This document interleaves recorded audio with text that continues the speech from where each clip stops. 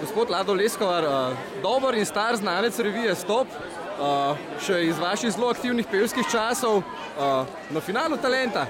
Koga ste prišli pozdraviti danes? Predvsem trojico iz žirija, strokovna.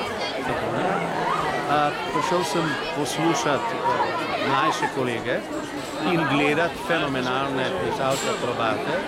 Mislim, da je bilo cel večer zelo zanimiv. Mene kolegi moji vprašajo, kako da hodam na koncerte take.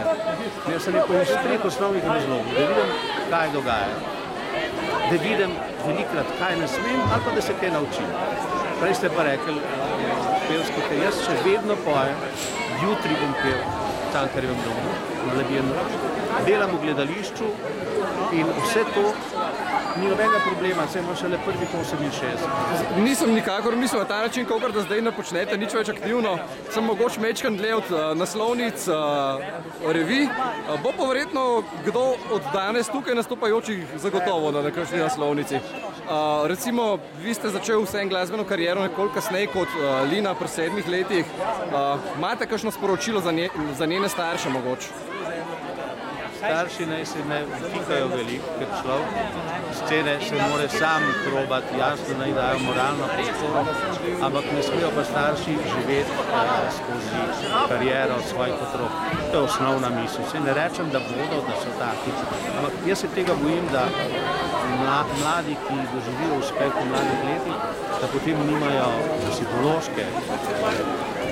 Materialno je danes sistem tak, da se to da prodati vse. Ampak po človeški plati se pa jaz mečkrat bojim vedno, ker ponavadi ljudje ne poskrbijo naprej za življenje in kariero teh. Kdo je bil najbolj po vašem okusu nocoj? Jaz ne bi rekel najbolj.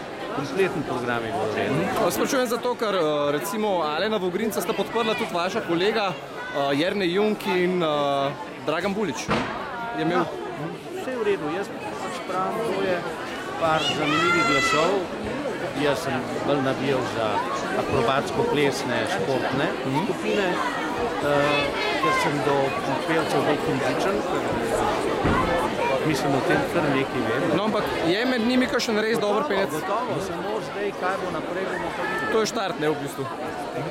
Upam in želim, da bi jim bilo lepo, vsaj tako, kot je bilo meni, oziroma kot mi še. Najlepša hvala. Srečno.